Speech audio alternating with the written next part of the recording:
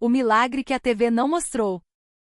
Em um abrigo nos arredores de São Paulo, o cozinheiro Marcos resmungou para si mesmo: desde que aquele Nicei chegou, as crianças andam estranhas. Ele se referia a Tiago, um ex-chefe de cozinha com um passado brilhante e um presente quebrado. E o que ele dizia era verdade.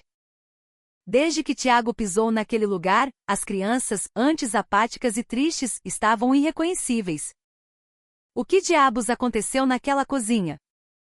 Esta é a história de um milagre que começou com uma simples colher de feijão.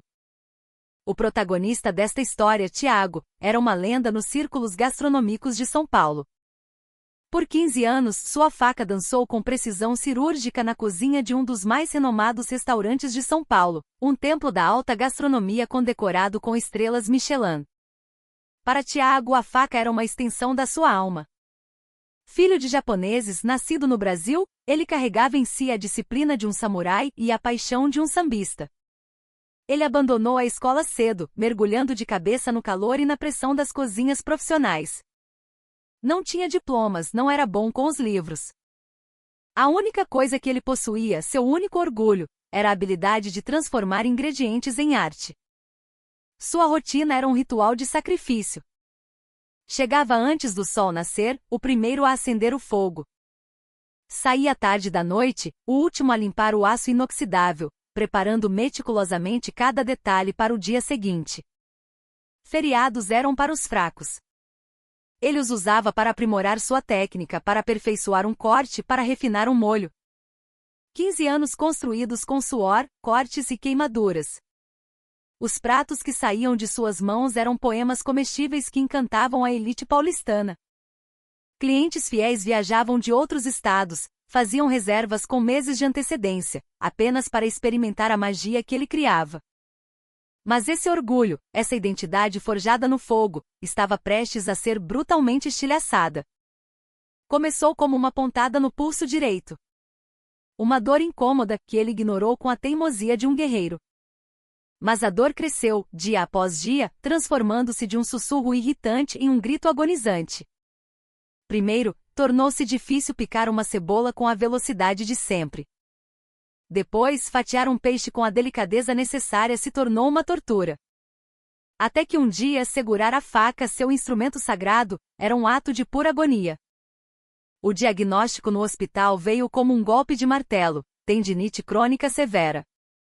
O médico, com uma expressão grave, não deixou espaço para esperanças. Tiago, se você continuar nesse ritmo, vai perder permanentemente os movimentos da mão. Você precisa parar de cozinhar.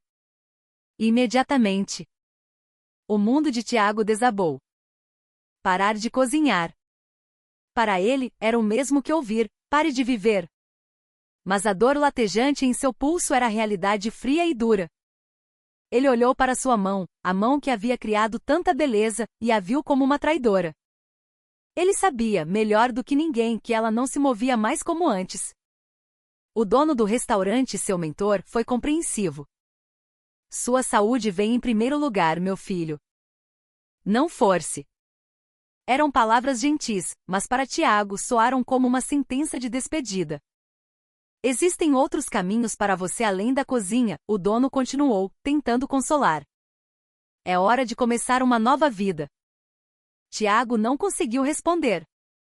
Seus olhos estavam fixos em sua mão inútil. Ele apenas assentiu, engolindo o nó em sua garganta. Ao sair do restaurante pela última vez, ele deixou seu conjunto de facas para trás. Facas que eram mais preciosas para ele do que ouro. Ele nunca mais as empunharia. Não havia mais sentido. De volta ao pequeno apartamento de seus pais na Liberdade, a vida de Tiago mergulhou em um limbo cinzento. Ele se trancou no quarto, um fantasma assombrando sua própria vida. Os dias se arrastavam em uma névoa de reality shows na TV e comida industrializada. Salgadinhos miojo, congelados. Uma ironia cruel para um homem que vivia para a comida de verdade. Ele estava convencido de que, sem a cozinha, ele não era nada. Trabalhar em um restaurante qualquer? Seu orgulho não permitia. Voltar para a alta gastronomia? Seu corpo não permitia mais. Tiago estava completamente perdido, um náufrago em terra firme. 3 meses se passaram nesse estado de torpor. Até que um dia o telefone tocou. Era sua tia, Lúcia, uma assistente social de coração gigante. "E meu querido, como você está?" "Estou bem, tia", ele mentiu. Mas Lúcia o conhecia bem demais. "Tiago, eu sei que você está sofrendo. Mas ficar trancado nesse quarto não vai resolver nada. Eu preciso de um favor." A tia Lúcia trabalhava como voluntária em um abrigo para crianças na periferia de São Paulo. "As crianças de lá. Elas não estão bem, querido. E o problema é a comida." Tiago sentiu uma pontada de irritação. O que ele tinha a ver com isso? "Tia, eu não posso cozinhar mais. A senhora sabe. Eu não estou pedindo para você ser um chefe Michelin de novo", ela disse com uma voz suave, mas firme. "Estou pedindo para você dar uma olhada. Talvez você possa ajudar de alguma forma. Com o que você sabe. Por favor, Tiago. Pense nisso." Ele desligou o telefone relutante. Mas as palavras dela ecoaram em sua mente. Qualquer coisa era melhor do que continuar apodrecendo naquele quarto. Com uma sensação de enfado misturada a uma faísca de curiosidade, ele decidiu ir. Na segunda-feira seguinte, Tiago desceu do ônibus em um bairro da Zona Leste que ele nunca tinha visitado. O abrigo Nova Esperança. Um prédio de 3 andares, antigo, com a pintura descascada, mas com vasos de flores coloridas na entrada, um pequeno ato de resistência contra a melancolia do lugar. A diretora do abrigo, Sofia, uma mulher de meia-idade com um cansaço estampado nos olhos, mas com um brilho de bondade, o recebeu com um aperto de mão firme. "Tiago, obrigada por vir. Sua tia falou muito de você. Eu não sei se posso ajudar muito, mas... Só o fato de você ter vindo já nos dá esperança", ela o interrompeu, com um sorriso triste. "Venha, vou te mostrar a cozinha." No momento em que Sofia abriu a porta da cozinha, Tiago sentiu o estômago revirar. Um cheiro azedo de óleo velho e comida estragada pairava no ar. O chão estava grudento, com restos de comida espalhados pelos cantos. As bancadas de inox que deveriam brilhar, estavam cobertas por uma camada de gordura e sujeira. Ele abriu a geladeira industrial e recuou. Uma confusão de embalagens abertas, produtos com validade duvidosa e em um canto, algo que parecia ser um queijo, agora coberto por uma camada de mofo verde e felpudo. "Meu Deus", ele sussurrou. Das profundezas da cozinha, um homem corpulento surgiu. Tinha uns 40 anos, usava um uniforme de cozinheiro manchado e uma barba por fazer. Era Marcos, o chefe da cozinha. Marcos era, originalmente responsável pela entrega de suprimentos, mas com a falta de pessoal, acabou sendo promovido a cozinheiro-chefe, sem nunca ter tido qualquer treinamento formal. "Então você é o tal chefe Nisei?", Marcos disse com um sorriso de escárnio. "Parece meio fraco para aguentar o tranco aqui." Ele olhou Tiago de cima a baixo com desdém. "Olha, cara, a gente não tá aqui porque gosta. O salário é uma miséria, não tem verba pra nada. A gente faz o que pode com o que tem." Os outros 2 funcionários da cozinha o encararam com a mesma apatia. Um silêncio pesado preencheu o ambiente. Sofia suspirou, o som quase inaudível. "Me desculpe, Tiago." No começo eles se esforçavam mais. Mas a situação foi piorando e... Tiago não disse nada. Ele entendia. Era fácil julgar, mas trabalhar naquelas condições minaria a alma de qualquer um. Mas uma coisa era certa, as crianças não podiam ser as vítimas daquele sistema falido. Chegou a hora do almoço. As crianças entraram no refeitório em fila. Tinham entre 5 e 16 anos, uma mistura de idades e histórias. Mas todas compartilhavam a mesma aparência, corpos magros, ombros caídos e um olhar vazio, desprovido da alegria infantil. Nos pratos, uma massa pálida com um molho aguado e sem cor. Nenhum vestígio de vegetais frescos, nenhum sinal de equilíbrio nutricional. As crianças se sentaram, mexeram na comida com os garfos, fizeram uma careta. A maioria comeu apenas uma ou duas garfadas e se levantou, deixando os pratos quase cheios. Um menino magro de uns 12 anos passou por Tiago e murmurou: "Essa gororoba de novo. Nem adianta comer." Sofia depois lhe disse que seu nome era Lucas. Uma menina de 9 anos, chamada Júlia, com olhos imensamente tristes, disse para a amiga ao lado: "Prefiro passar fome do que comer isso."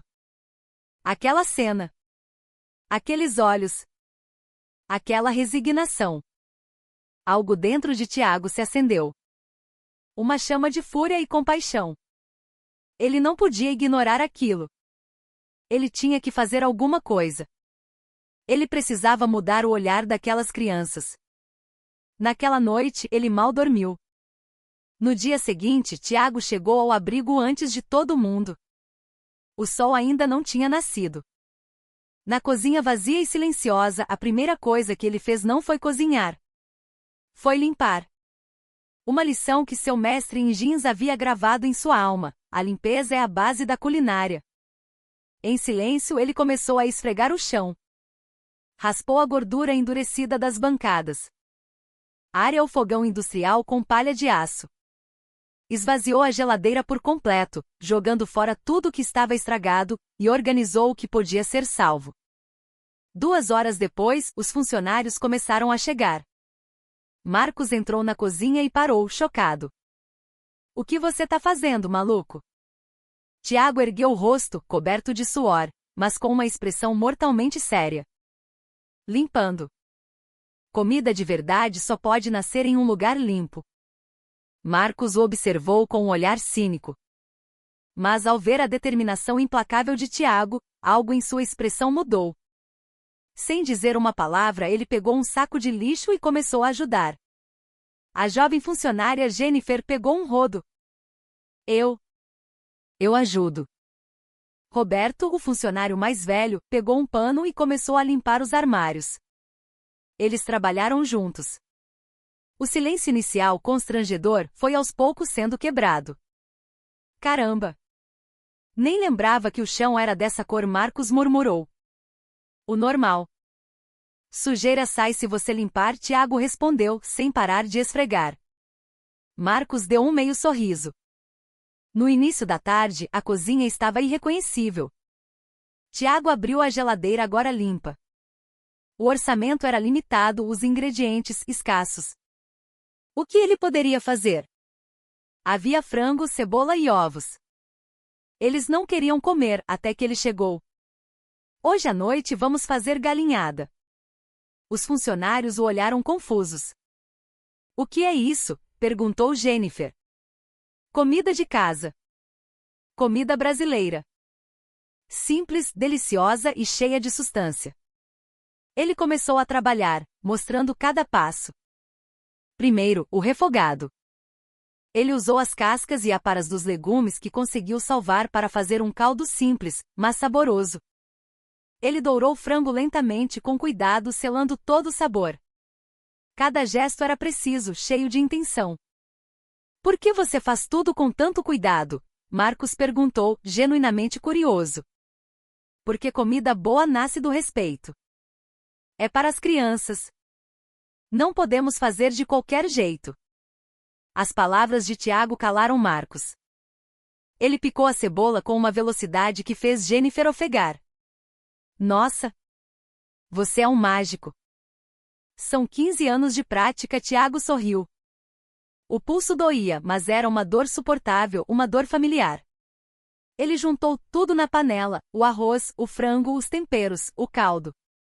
O aroma que começou a preencher a cozinha era quente, acolhedor. Era cheiro de lar. Quando a galinhada ficou pronta, dourada e perfumada, os funcionários olharam para a panela com espanto. "Isso parece bom de verdade", disse Roberto. Na hora do jantar, as travessas de galinhada foram colocadas nas mesas. As crianças sentaram-se, desconfiadas. O cheiro era diferente. "Bom?" Lucas perguntou a Tiago com seu habitual ceticismo. Que é isso? Outra comida estranha?" "É galinhada." Comida do Brasil, Tiago respondeu com um sorriso gentil. Experimenta um pouco. Só um pouquinho. Júlia, a menina dos olhos tristes, pegou uma garfada com hesitação. Ela levou a comida à boca. E naquele instante seus olhos se arregalaram. Ela mastigou devagar, engoliu e olhou para Tiago. Tá. Gostoso. Foi um sussurro, mas para Tiago soou como um trovão. Ao ouvir Júlia, as outras crianças começaram a comer. Ei, é bom mesmo. Não tem aquele cheiro esquisito. Tem mais. O refeitório, antes silencioso e triste, encheu-se de vozes animadas. Sorrisos começaram a brotar em rostos que há muito não sorriam. Lucas comeu tudo, raspou o prato e se aproximou de Tiago tímido. Tio. Posso repetir? Tiago segurou as lágrimas. Claro, campeão. Pode comer o quanto quiser. Naquela noite, pela primeira vez em meses, as latas de lixo do refeitório estavam praticamente vazias. As crianças tinham comido tudo. Marcos olhava a cena incrédulo. Eu não acredito. Isso nunca aconteceu antes. Lágrimas finalmente escorreram pelo rosto de Tiago. Sim. Fazer as pessoas felizes com comida. Era isso. Era isso que ele queria fazer. Ele sentiu do fundo da alma que havia encontrado um caminho de volta para si mesmo. A partir daquele dia, Tiago passou a ir ao abrigo 3 vezes por semana. Ele começou a treinar a equipe.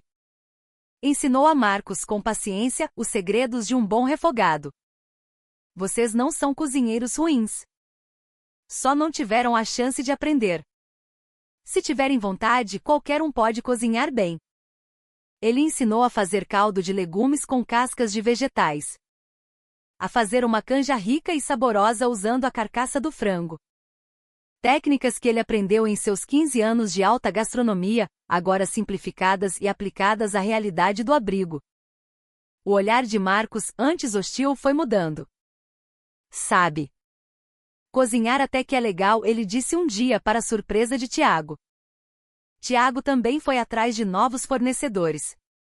Ele foi às feiras livres da região no final do dia, na hora da xepa. Com seu português carregado de sotaque paulistano e um sorriso humilde, ele negociava com os feirantes. Conseguiu doações e comprou a preços simbólicos vegetais que eram considerados feios para venda, mas que estavam perfeitos para o consumo. Tomates amassados, cenouras tortas, batatas com formatos estranhos. Muitos deles eram orgânicos, cultivados sem agrotóxicos. Perfeitos para as crianças. Ele desenvolveu receitas para usar cada parte do alimento. A casca da batata virava chips crocantes. As folhas da cenoura viravam um pesto nutritivo. O talo da couve-flor ia para a sopa. Nada era desperdiçado. O resultado?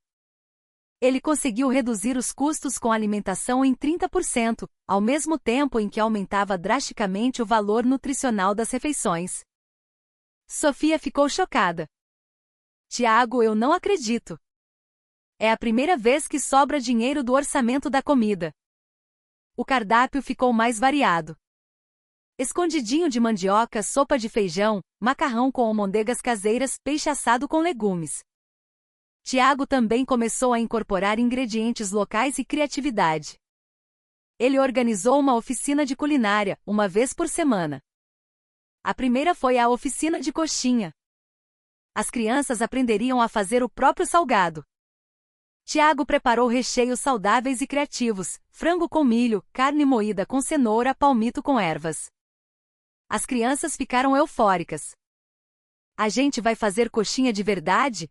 Júlia perguntou com os olhos brilhando. Sim. Cada um vai fazer a sua. Lucas, com uma destreza surpreendente, modelou sua primeira coxinha. Consegui. Olha a minha coxinha. Ele a mostrou com um orgulho imenso. Júlia fez a sua, redondinha e perfeita. O refeitório se encheu de risadas e farinha. A alegria de criar a própria comida despertou neles um interesse genuíno pelo ato de comer. 2 meses depois, a transformação das crianças era visível a olho nu. Elas ganharam peso, as bochechas ficaram rosadas.